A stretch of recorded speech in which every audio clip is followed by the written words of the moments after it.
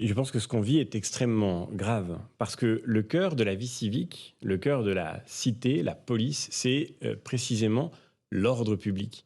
Et c'est le fait qu'on attend d'abord de la cité, on attend de l'autorité politique qu'elle garantisse cet ordre public.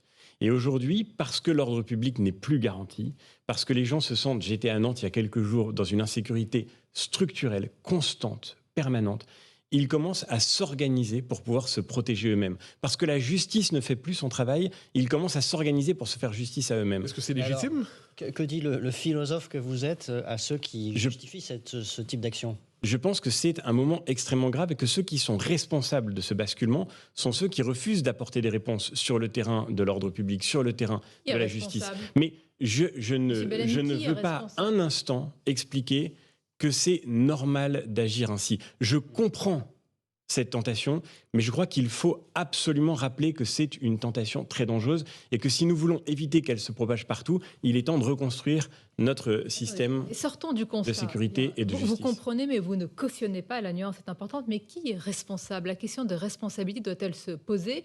Faut-il se tourner vers l'État quand il y a ce genre de défaillance ou de manque de protection des citoyens? Et bien sûr, il faut se tourner vers les politiques qui ont été menées au cours des dernières années, au cours des dernières décennies et qui ont conduit à cet incroyable délitement de l'État. Rendez-vous compte que dans notre pays, dans les 10 dernières années, le nombre de tentatives d'homicide a triplé. A triplé. C'est Alain Bauer qui produit ce chiffre, qui est un grand spécialiste des questions de criminalité.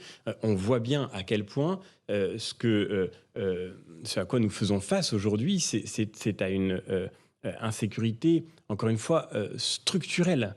Et je reviens à la situation à Nantes. Si les chiffres n'explosent pas plus, c'est parce que beaucoup de personnes dans notre pays, déjà, et je pense aux plus vulnérables, je pense aux personnes âgées, je pense aux femmes, je pense aux jeunes filles, beaucoup de personnes prennent des mesures pour se protéger elles-mêmes, refusent de sortir de chez elles à certaines heures, de passer par certains lieux. Il y a des endroits qui sont aujourd'hui considérés comme trop dangereux pour pouvoir être fréquentés. Donc on est dans une situation où l'État... Est-ce que c'est l'État qui est défaillant ou la société contemporaine qui est plus violente? C'est évidemment l'État qui est défaillant, parce qu'encore une fois, c'est sa première mission. La première des choses qu'on demande à l'État, c'est de garantir la sécurité.